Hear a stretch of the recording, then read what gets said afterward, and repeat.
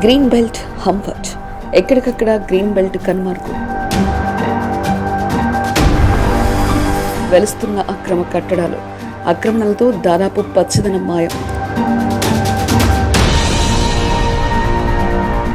నిర్లక్ష్యం చేయడం GVMC policy.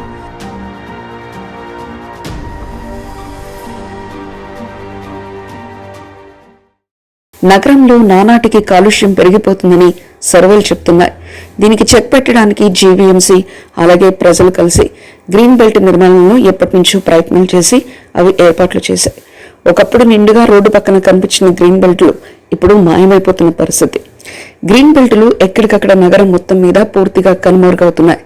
వరుసగా ఆక్రమణలకు గురై ఎక్కడా కనిపించకుండా పోతున్నాయి. విశాఖపట్నంలోని జీవీఎంసీ పరిధిలో ఎక్కడికక్కడ ఈ అక్రమ కట్టడాలు కనిపిస్తున్నాయి. కాలుష్య మహమ్మారిని విశాఖ నగరం నుంచి తరిమేయాలనే లక్ష్యంతో గ్రేటర్ విశాఖ మున్సిపల్ కార్పొరేషన్ బృహత్తర కార్యక్రమానికి శ్రీకారం చుట్టింది. దీనికి నగరవాసుల సహకారం కూడా తోడైంది. ఆశయ సాధనకు సమయం వచ్చినప్పటికీ నిలువెత్తు నిర్లక్ష్యం, కబ్జాలతో జీవీఎంసీ చేపట్టిన బృహత్తర కార్యం బలైపోతున్న వైనంపై అక్షర శిల్పం టీవీ ప్రత్యేక కథనం.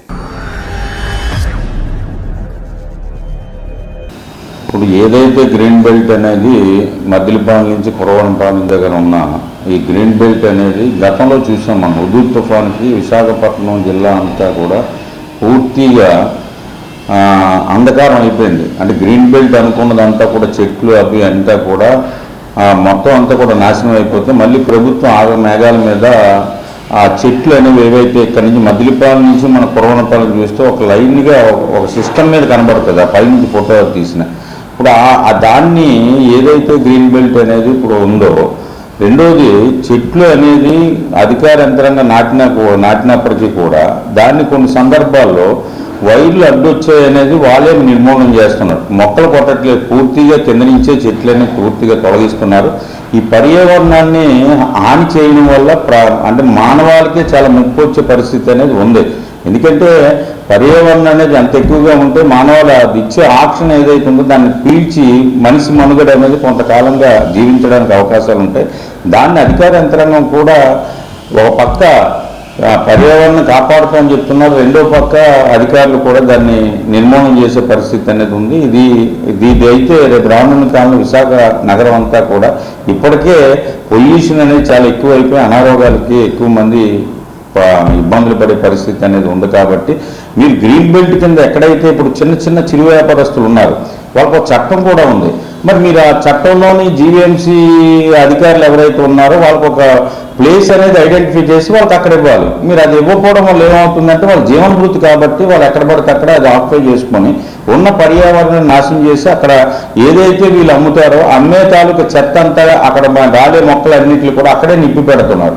ఆ నిప్పు పెట్టడంలో ఏమవుతుందంటే పొల్యూషన్ అనేది ఇంకా ఎక్కువయ్యి ఆ పర్యావరణం అనేది పూర్తిగా పాడయ్యే పరిస్థితుల్లో ముందుకు పోతుంది. జీవీఎంసీ అధికారులు కానీ ఉన్న రాష్ట్ర ప్రభుత్వం, కొత్తగా ఎన్నుకోబడిన రాష్ట్ర ప్రభుత్వం కూడా పర్యావరణం మీద ఎక్కువగా దృష్టి పెట్టి ప్రజలకు హాని కాకుండా పర్యావరణం వలన అంటే మానవాళి మనుగడకి ముప్పు లేకుండా ఎక్కువగా చెట్లు అనేది ఎక్కడైతే నాటుతున్నారో అక్కడ బాగా ఎక్కువగా నాటేటట్టు ఉన్న వాటిని మనం జాగ్రత్తగా కాపాడుకొని ఎక్కడైతే కబ్జాకు గురవుతున్నాయో ఆ గురవుల దగ్గర ఆ దృష్టి పెట్టి ఉన్నదాన్ని ఎవరైతే ఇక్కడ ఆక్యుపై చేసుకొని లేదా టూ వీలర్లు కానీ కార్లు పార్కింగ్ కానీ లేకపోతే చిన్న చితక వ్యాపారం చేస్తున్న వాళ్ళని కానీ వాళ్ళందరినీ కూడా ఒక ఆలోచన చేసి ఒక పక్కన ఏదో పెట్టి వాళ్ళకి ఆ జోన్లు అనేవి ఏర్పాటు చేసి పర్యావరణ కాపాడే విధంగా జీవీఎంసీ అధికార యంత్రాంగం ముందుకు పోవాలని విజ్ఞప్తి చేస్తాం.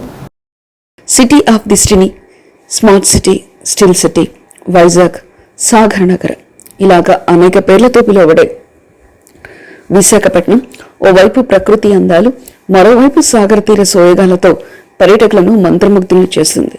అయితే నగర అందాలను మరింత పెంచుతూ పర్యాటకులకు కొత్త అనుభూతులు కలిగేలా నగరవాసులకు కాలుష్య కొరల నుంచి బయటపడి స్వచ్ఛమైన గాలిని పీల్చుకునే విధాలుగా గ్రీన్ బెల్ట్ ఏరియా అభివృద్ధికి గ్రేటర్ విశాఖ మున్సిపల్ కార్పొరేషన్ ఈ బృహత్తర కార్యక్రమానికి శ్రీకారం చుట్టింది. ఎటు చూసిన పచ్చని చెట్లతో నిండుగా కనువిందు చేసే ప్రకృతి సోయగాల నిలవు విశాఖపట్నం. అయితే గడిచిన కొంతకాలం నుంచి నగర అభివృద్ధితో పాటు విశాఖ శివార ప్రాంతాల్లో పరిశ్రమల సంఖ్య పెరిగిపోతున్నటువంటి పరిస్థితుల్లో విశాఖ సిటీపై కాలుష్యం పెరిగిపోవడంతో పాటు విశాఖ సిటీలో నుంచి వెళ్లేటువంటి నేషనల్ హైవే ఉండడం, దానిపై నిత్యం వందలాది వాహనాల రాకపోకలతో వాహనాల నుంచి వచ్చే కాలుష్యంతో సిటీలో కాలుష్యం పెరిగిపోతున్నటువంటి నేపథ్యంలో జీవీఎంసీ రోడ్లు పక్కన ఖాళీ స్థలాల్లో గ్రీన్ బెల్ట్ పేరుతో మొక్కలు పెంచి కాలుష్యం తగ్గించేందుకు ఈ గ్రీన్ బెల్ట్ ఏరియాలకు అభివృద్ధి చేయడం మొదలుపెట్టింది. సిటీలోని మధురవాడ మొదలుపెట్టి Isukathota bus stop near Honda showroom, Maddilapalem, Satyam junction, Gurudwara, 4th turn, Akkayyapalem, NAD, airport, Shilanagar, Gajuwaka, Kurmannapalem వరకు ఖాళీ స్థలాల్లో మొక్కలను పెంచి వాహనాల నుంచి వచ్చేటువంటి కాలుష్యంతో పాటుగా నగరంలో ఉన్నటువంటి కాలుష్యాన్ని తగ్గించేందుకు ఈ గ్రీన్ బెల్ట్ ఏర్పాటు చేసింది. విశాఖ నగర పరిధిలో కూర్మన్నపాలెం జంక్షన్ నుండి మద్దిలపాలెం జంక్షన్ వరకు గ్రీన్ బెల్ట్గా రాష్ట్ర ప్రభుత్వం ప్రకటించి జీవీఎంసీని గ్రీన్ బెల్ట్ డెవలప్ చేసి ఈ నగరంలో కాలుష్యాన్ని నియంత్రించడానికి ఏర్పాటు చేసిన గ్రీన్ బెల్ట్ అన్ని అక్కడక్కడ ఆక్రమణలకు గురవుతున్నాయి.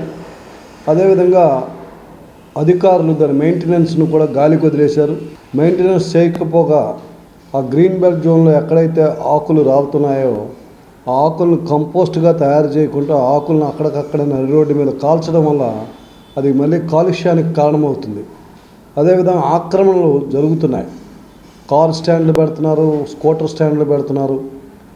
అదేవిధంగా కొన్ని టీ స్టాల్స్, చిన్న చిన్న రెస్టారెంట్లు కూడా నడుపుతున్నారు. వీటన్నిటినీ కూడా అధికారులు పట్టించుకోకుండా పేరుకైతే గొప్ప ఊరైతే దెబ్బ అన్నట్టు ప్రకటనలు అయితే గొప్పగా చెప్తున్నారు.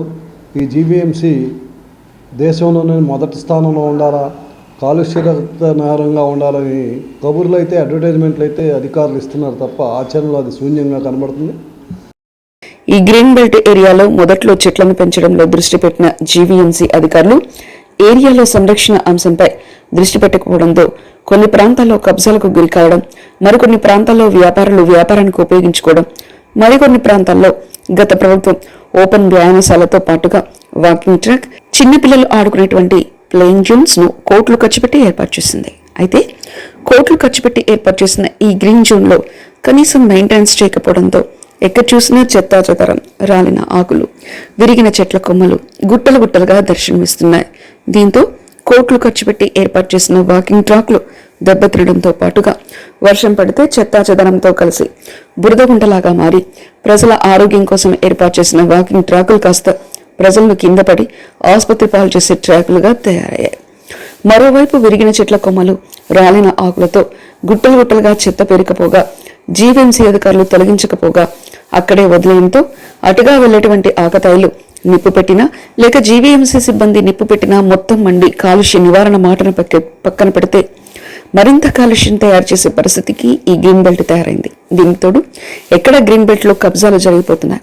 మద్దిలపాలెం నుంచి మొదలు పెడితే NAD వెళ్లేంత వరకు ఎక్కడికక్కడ నిర్మాణాలు ఉపయోగించే ఇసుక కాంక్రీట్ తో పాటు చిరు వ్యాపారులు కూడా ఈ గ్రీన్ బెల్ట్ ను ఆక్రమించడంతో జీవీఎంసీ చేపట్టిన బృహత్తర కార్యక్రమానికి తూట్లు పడుతున్నాయి.